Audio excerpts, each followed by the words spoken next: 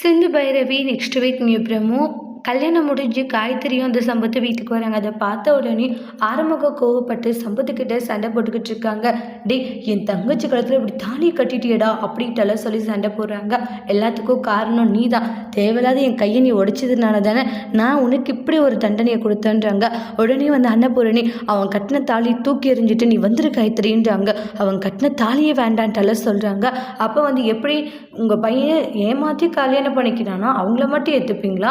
ஆனால் இதே வந்து உங்களுக்கு ஒரு நியாயம் எங்களுக்கு ஒரு நியாயமா அப்படின்ற மாதிரி சம்பத் சொல்கிறாங்க. மக்களும் பார்த்தீங்கன்னா இங்கே பாருங்க அன்னபூரணி அம்மா, இது மாதிரி சிவா வந்து பிளாக்மெயில் பண்ணி தாலி கட்டினான், ஆனால் அவனை ஏற்றுக்குனீங்கல்ல, அதே மாதிரி இப்போ ஒரு விஷயம் நடந்திருக்கு.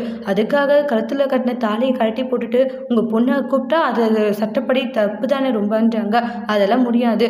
என்ன இருந்தாலையும் உங்கள் பொண்ணு கஷ்டமும் நஷ்டமும் சம்பத்து கூட தான் வாழ்ந்தாகணுன்ற மாதிரி மக்கள் எல்லாம் பேசவும் அன்னபூரணியால் அதை ஏற்றுக்க முடியல. காயத்ரி அவங்களுடைய அம்மா கிட்ட ரொம்ப ஃபீல் பண்ணி அழுதுட்டு இருக்காங்க. என்னால் முடியலம்மா, என்னை கூட்டிகிட்டு போயிடுங்கன்ட்டு ஃபீல் ஆகுறாங்க. அடுத்து வரக்கூடிய ப்ரமோவில் என்ன நடக்க போகுதுன்னு வெயிட் பண்ணி பார்க்கலாம். தேங்க்யூ.